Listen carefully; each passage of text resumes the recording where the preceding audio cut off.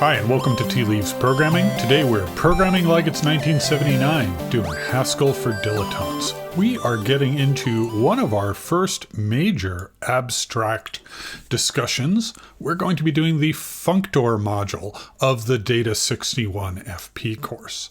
So, what is a functor? Well, good news. This module will not explain that to you. However, by the end of it, you will still have an intuitive sense of what functors are, and you'll be able to use them. So let's look at it. We've got some standard Haskell boilerplate up top, a few imports, and then we get to this very fancy comment. And this comment is of a genre that I like to call, I'm a programmer, but really I have fantasies of being a mathematician. So the comment explains the functor laws in mathematical terms while giving you absolutely no information or insight about what a functor does in practice. The law of identity, ID f mapped to x is x, and the law of composition, we can compose these things in certain ways, and they make intuitive sense, is simply how I'm going to summarize that. And so here is the definition of the type class. So this is really the first time that we're going to use type classes in Anger. In particular, the first time we're going to implement type classes. So this is the definition of the type class in Haskell terms. So let's take our time and read this. Class functor of k is how I read it, where, and then this is pronounced fmap. I should say some of this may look a little weird, and that's because I'm using these creepy ligatures where this is what the symbol is. It's two angle brackets and a dollar sign between them, but if I move them together, we get this ligature. And the same thing is happening with that. When I move it together, it's being ligatured. So if you're wondering how I'm typing that, it's just an Emacs thing. This is fmap. Fmap takes a function from A to B and some functor A. Functor, I don't actually know how to pronounce this. I often say in my head K of A or KA. So A to B, KA, and it yields a KB. This is one of those things where my language is going to anger people, and it's going to anger anyone who isn't a Haskell dilettante because it's not quite accurate. What is a functor? A functor is anything that implements this function. That's the actual definition, is we have this type class functor k that requires a class to implement this function. And if you implement that function and declare that you implement that type class, congratulations, you're a functor. But what's a functor in practical terms? A functor is something that will let you map onto a container-like object. And so my shortcut would be to say a functor is like a container-like object. Now that's not true. That's not strictly true. We can have objects that are not container-like that still implement map. But to the 90% level or more, really you have some thing that has something notionally inside it, like a list or an optional, right? An optional isn't necessarily a container, right? An optional might be nothing, but it might be just something, or a maybe, as it were. And if I have maybe 5 and I map +1 onto that, I will get back maybe 6. My way of thinking of that is that we change the thing inside the functor with map. Let's look at our first implementation. And so here we can see we're using this word instance, functor exactly one where. What does all that mean? Well, instance says that we are about to implement a type class. Functor is the type class we are about to implement. And exactly one is the object that is going to be implementing functor. So after we successfully define this, we will have made exactly one into a functor. Now, an interesting question is, do we cheat on this or do we do it straight? There are reasons to do both. We can cheat because, spoilers, exactly one is actually already implemented map. I'm pretty sure. I haven't gone back and looked, but I'm pretty sure if I go back to the exactly1.hs file, I will find an implementation of map. Should we look at it before we do our implementation? I'm going to say no, because I want to do this straight. But after we implement this straight, we are going to go back and we will cheat. We'll look at that implementation because I think there are some connections to be made here. Map a function on the exactly1 functor. Given +1, f mapped to exactly1, 2, give us exactly1, 3. Here are our two objects. Objects, what am I saying? Here are two parameters. Listen, if I'm going to say a lot of wrong things here because my brain thinks one thing and my mouth says something else. All right, so what do we have? We have a function and we have this exactly1a. Let's call that EOA. Why not? You might wonder, where am I getting these from? And just to reiterate, one way to think about a Haskell function is the last argument is the thing that it emits, and everything before it are the previous arguments. In another kind of lambda calculus sense, every Haskell function only takes one argument and returns another. So you might say it takes this argument and then returns a function that looks like this, and then that function takes this argument. I just think of it as takes two and returns one. All right, so what we want to do is we want to apply function to A, right? So let's put our hole here. I'm going to keep doing this whole thing because it will help us when we want to follow the types. Oh, I need to reload. Let's reload that. Found a hole. It wants to be of type exactly1b, which we already knew from looking at it. So how do we get this exactly1b? Well, somehow we have to transform A into B, and therefore we need access to A, but we don't actually have a binding for A yet. We have a binding for exactly1a. So we need to extract that out of the exactly1a. There are ways to do that, but the simplest way I find is just to do it via pattern matching.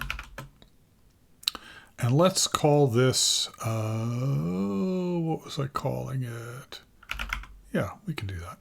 No, it's no longer A.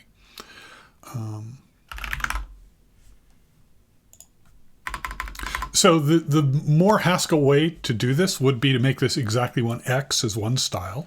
Some people would call it exactly1a. I don't like doing this. This exactly1a is not the same as this exactly1a. It's perfectly valid Haskell. You can write that code. And that's because these are effectively in different namespaces. But I find it's very important to me to keep these namespaces distinct when I'm writing implementations. And I like giving things more detailed names than just X. Okay. So then, well, now we can get our B, right? But that's not our solution. If we reload this now, we'll see a type mismatch, right? We have an actual type B and we want exactly1b. So again, you see the solution to this because this one's so simple. We're just going to add a constructor. We're going to spell it right on the top. Okay. And then we can run the test. Well, you know what? Let's do it this way first.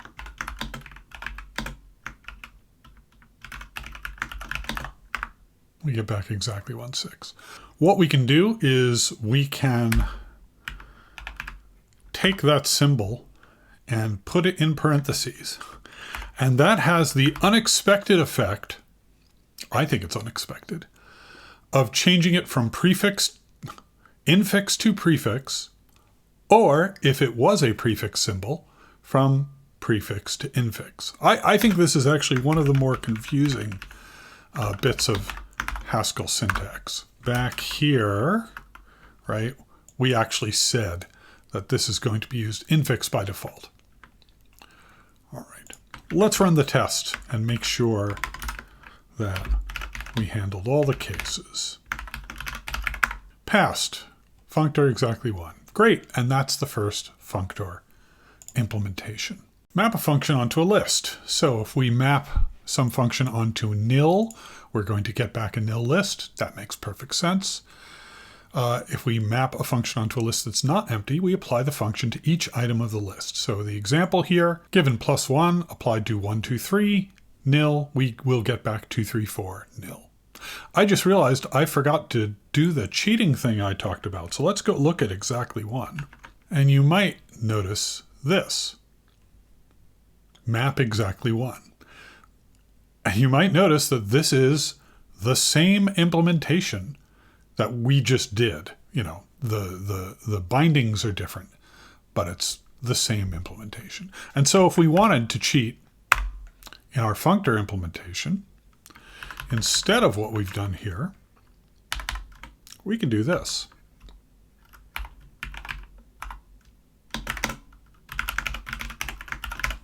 We don't even have to give it arguments because any place this appears, it's going to substitute that. Let's see if that works. I think the indentation needs to match there. I think that's all that's going on.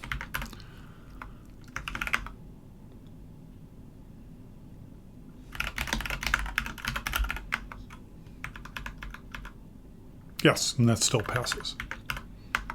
Well, now that we know we can cheat, we also know that when we go on to list, we can probably do the same thing.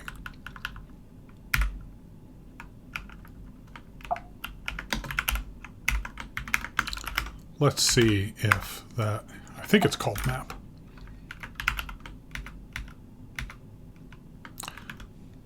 Yep. You can see map A to B, list A, list B, and we implemented it with fold right back in our previous episode with lists.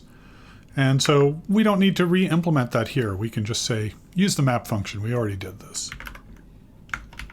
Let's make sure that works. It compiles. +1 mapped on 2, 3, 4, nil. That works. +1 mapped on nil. Gives us the same thing. Gives us what we expected. Great. Map a function on the optional functor. Well, once again, I know we did map optional, but let's refresh our memory. This should be very easy to implement. So we'll implement it by hand here. If we are mapping onto the empty optional, we're going to get back empty.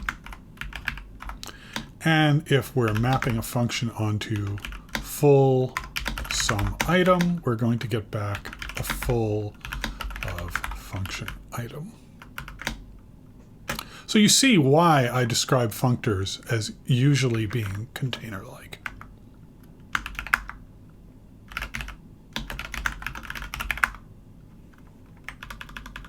Oh, too far. There we go.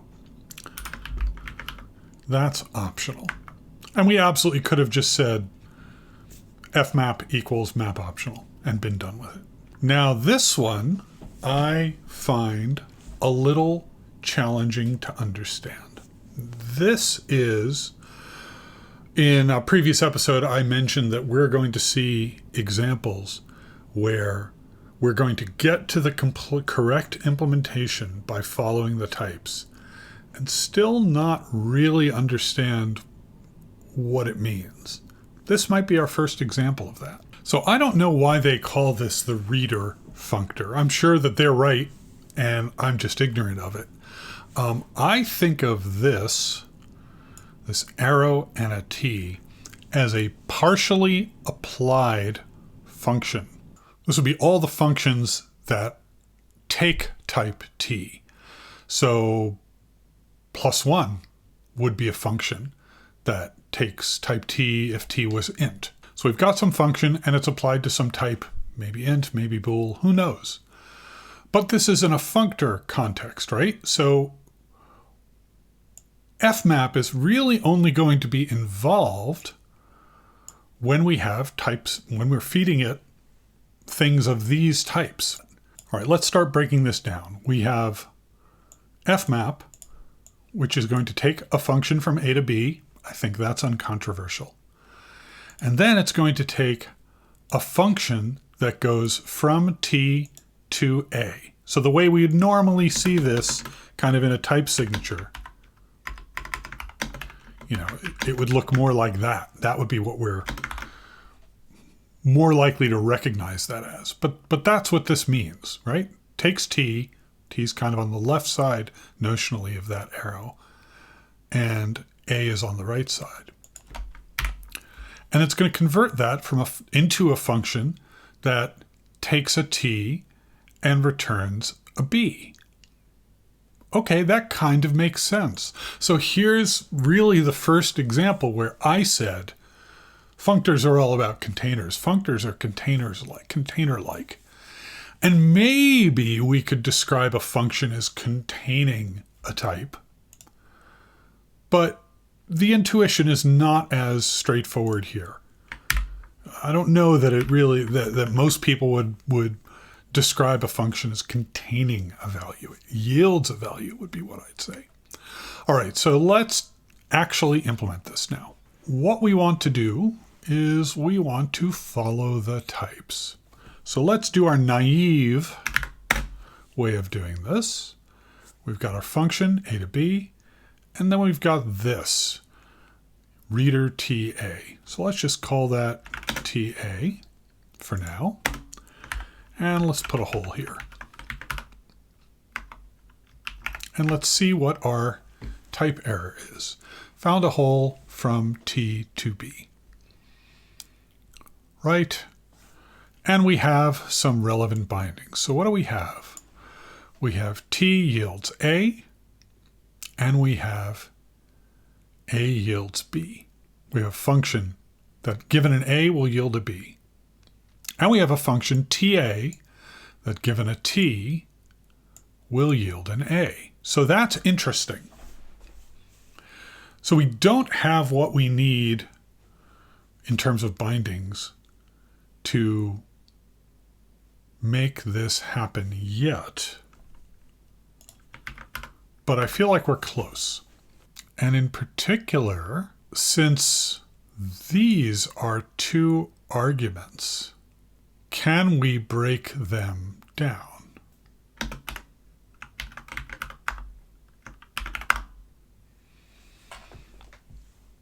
Okay, so this is interesting, and I don't know that I can fully explain it. Right, I can fully explain it. Okay, so this, to remind everyone, is the instance that we are implementing. Because of the associativity, remember what I said in the previous exercise, that we could always describe these things as taking a function that yields another function, taking a function of one argument that yields one argument. Well, if we get back to this state, let's do that. Let's get back to where we were, right? We've got these two things which we're going to apply to this. And what we're left with, we're getting back, this hole is another function that takes a T and returns a B. So what that means is, rather than treating it that way, rather than treating it as we need to get back a type T to B, we're going to pretend that we're going to get that function and then apply it. And by doing that, essentially putting another binding here, all we're doing is we're giving a name to that T. Right? And now we have this binding T in scope. What is T? I got no idea. Could be anything. We don't know at this point. But it doesn't matter because it's fully abstract. So now that we have this as a name, right, we've got a T, which means we can feed that T into our binding TA, and we will get back an A. Are you getting lost? I feel like it's real easy to get lost here. So what do? We're going to say TAT. Nope. Couldn't match expected type B with actual type A. Right. So TA goes from T to A. We did TAT. We got an A. That makes perfect sense. And we have a function that goes from A to B. We have an A. We need a B. We have a function that goes from A to B. We can apply it.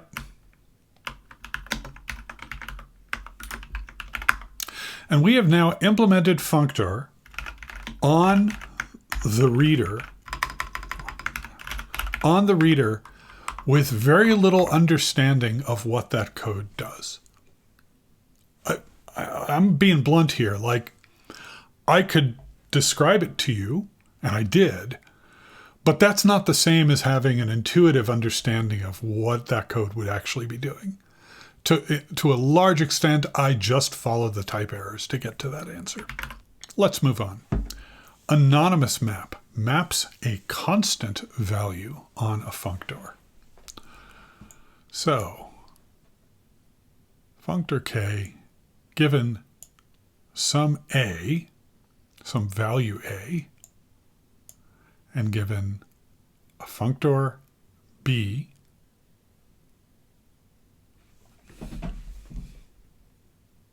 so we have some value a, and we have some k of b, kb. What I expect to see here is just ka. I like to put the whole in place and just make sure that what I get back makes sense. So how do we get, right? This is not something that we can pattern match away because we don't know what the pattern is because it's generic, right? Right? A to B to A. That looks awfully similar, doesn't it? Can I map const onto it? No, I can only do, I mean, we're trying to implement map, aren't we? Well, we have map. No, we have already implemented. The whole idea here is that this requires a functor, right? Yes, so I missed an important detail. Everything we've been doing up to this point has been an instance. We've been implementing functor. This is not an instance. This is a function. So this function assumes that k is a functor. What does it mean for k to be a functor? It means that k implements map. So we have map available to us here because this is not an instance. I was still thinking we were implementing an instance. So I think what that means is we can literally do that, right? Map const val a onto kb, and that should yield ka. Let's see if that works. Compiled.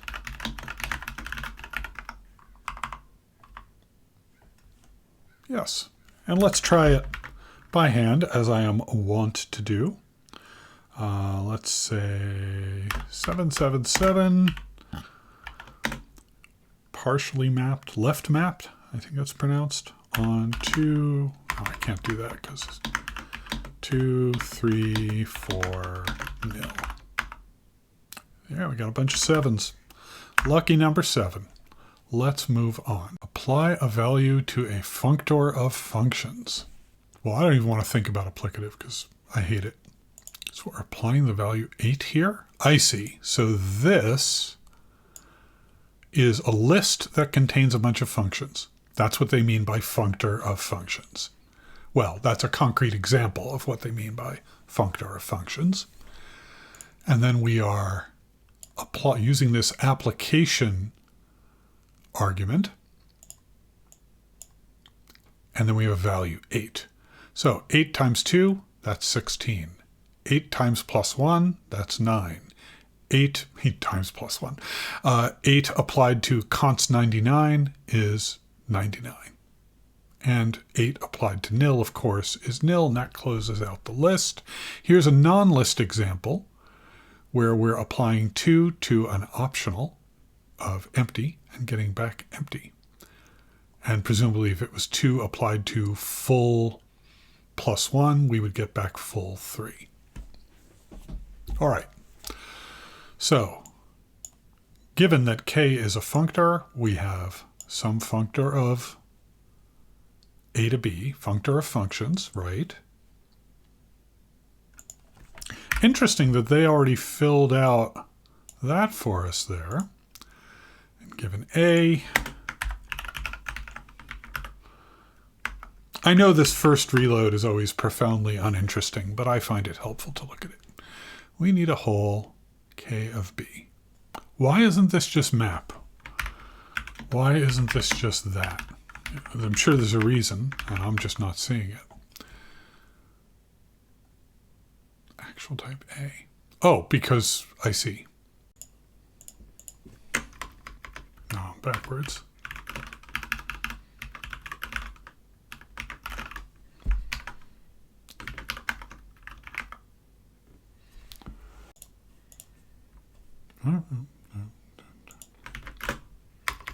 Right?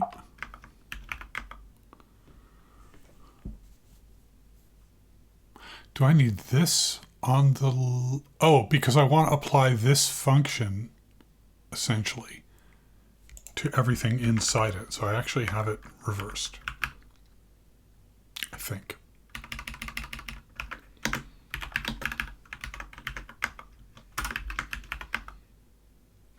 That was a tough one. I think that one has been added since the last time I did this course, so... Right, let's actually look at that. I always like to watch these things apply. Why? I don't know. I just like it. Void, anonymous map producing unit value. Okay. Why isn't it the case that we can just use the const function, the anonymous map, right? All right, keeping myself on the straight and narrow.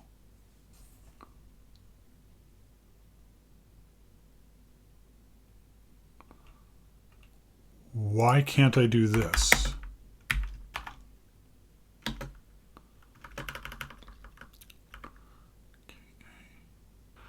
Here, we'll do that just to really offend people. Will that work?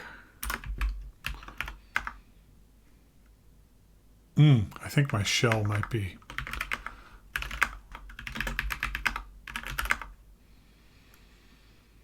Okay. Hey, and that passed. And is that the end of the functor module? It looks like it is. We have successfully finished the functor module of Data 61, and we have done it while still managing to learn almost nothing about functors. Well, I hope this gives you a lot to chew on, and I hope it shows you some of the more interesting situations you can get in when you're actually implementing these type classes, as opposed to simply using them. You've been watching Haskell for Dilettantes. The channel is Tea Leaves Programming. I am continuing to put up these videos about one a week, and they go live early for my channel members at the early access level about 1 to 2 weeks before they actually go live. So if you just need to really get caught up, we'd love to have you join as a channel member. Otherwise, like and subscribe really helps the channel. Thank you so much for joining us today. We'll see you around.